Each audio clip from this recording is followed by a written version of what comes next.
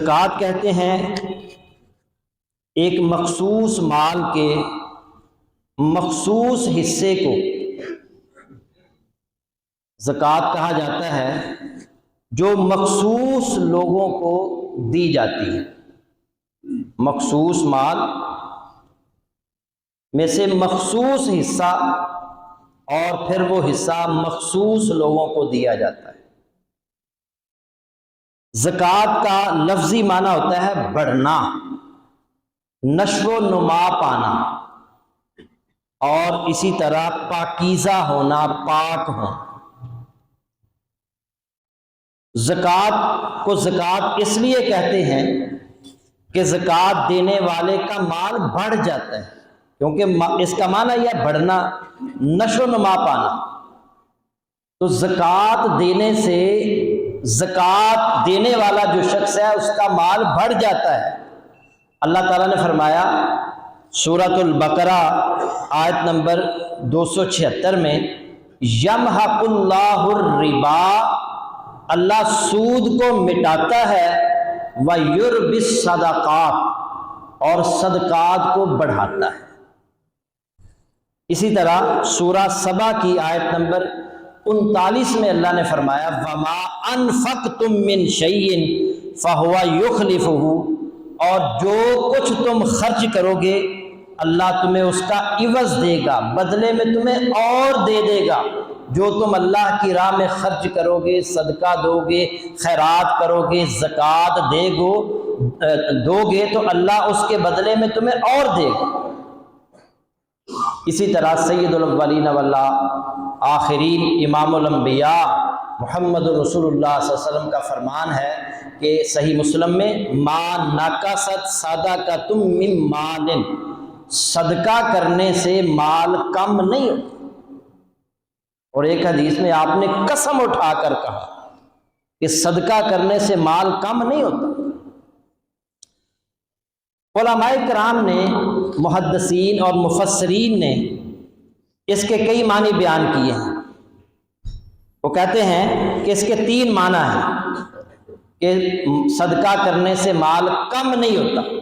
ایک معنی یہ ہے اللہ تعالیٰ صدقہ کرنے والے شخص، زکوٰۃ دینے والے شخص کے مال میں برکت کر دیتا ہے اور اسے آفات سے محفوظ رکھتا ہے، اور اس کا تھوڑا مال اسے اتنا زیادہ فائدہ پہنچاتا ہے کہ اگر وہ صدقہ نہ کرتا تو مال زیادہ ہونے کے باوجود اس کے کام نہ آ سکتا تھا، نہ اس کی ضروریات پوری ہو سکتی۔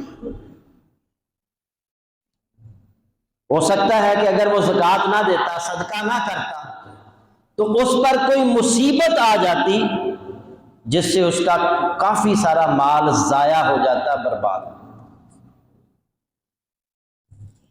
دوسرا، صدقہ کرنے سے انسان کو اتنا زیادہ ثواب ملتا ہے کہ اللہ رب العزت اس کے مال کی کمی کو ثواب سے پورا کر دیتا ہے، 10 گنا، 70 گنا اور 700 گنا اور اس سے بھی بڑھ کر۔ اور تیسرا معنی یہ ہے کہ جو اس نے اللہ کی راہ میں مال دیا ہے، اللہ تعالیٰ اس کے باقی مال کے اندر اضافہ کر دیتا ہے، اس کے مال کو بڑھا دیتا ہے، اسے اور زیادہ مال عطا کر دیتا ہے۔ چند دن پہلے میں ایک آرٹیکل پڑھ رہا تھا، یہ ابھی جو نگران حکومت ہے اس کا ایک وزیر ہے گوہر اعجاز۔ ایک وقت ایسا بھی آیا اس پر کہ اس کے اوپر اتنا قرض چڑھ چکا تھا کہ 3 بینکوں کے صدر اس کے پاس آئے، اسے کہا کہ بھائی ہمارا مال واپس کرو۔ اسے ہارٹ اٹیک ہو گیا، بیمار پڑ گیا۔ جب تندرست ہوا اسے سمجھ آئی کہ سود جو ہے نا اس سے خیر نہیں مل سکتی۔ اس نے جو کچھ بھی اس کے پاس تھا، جائیداد ساری کی ساری بیچ کر بینکوں کا قرض اتار، پھر اس نے کاروبار شروع کیا، اس کے بعد سود نہیں لیا، اور آج پھر وہ پاکستان کے چند امیر ترین لوگوں کے اندر اس کا شمار ہے۔ اور دوسرا اس نے یہ کیا، ایک سود چھوڑ دیا، اور دوسرا اس نے اپنی آمدن کا 50%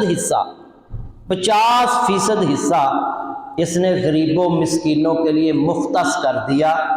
اور ابھی پچھلے سال اس نے پورے کا پورا نفع غریبوں مسکینوں کو دے دیا، اور 30,000 بندہ روزانہ اس کے دسترخوان سے کھانا کھاتا ہے مختلف علاقوں کے اندر۔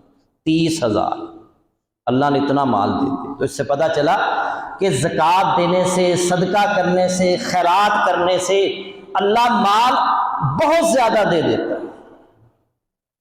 تو ہمیں بھی اللہ کو پارٹنر بنا لینا چاہیے۔ جب آپ اللہ کو پارٹنر بنائیں گے تو اللہ رب العزت آپ کے مال کو کم نہیں ہونے دے گا۔ اس کا طریقہ زکوٰۃ نکالیں، صدقہ کریں، خیرات کریں، ہر روز اللہ کی راہ میں دیں۔ اور زکوٰۃ کا دوسرا معنی ہوتا ہے پاک کرنا، پاکیزہ ہونا۔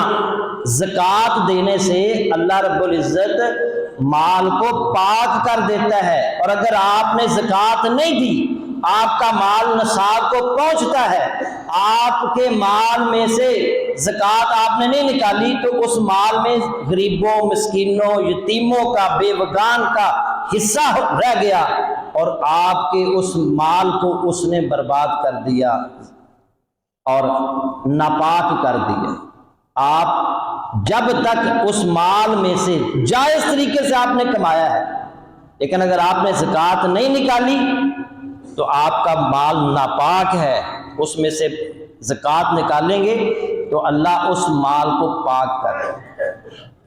نبی صلی اللہ علیہ وسلم کو اللہ نے حکم دیا، خذ من اموالہم صدقۃ، آپ ان کے مالوں سے صدقہ لیں، وَتُطَهِّرُهُمْ وَتُزَكِّيهِمْ بِهَا، جس کے ذریعے آپ انہیں گناہوں سے پاک کر دیں اور ان کا تزکیہ کر دیں، ان کو پاک کر دیں، پاک صاف کر دیں۔ تو زکوٰۃ ادا کرنے سے باقی کا مال پاک صاف ہو جاتا ہے۔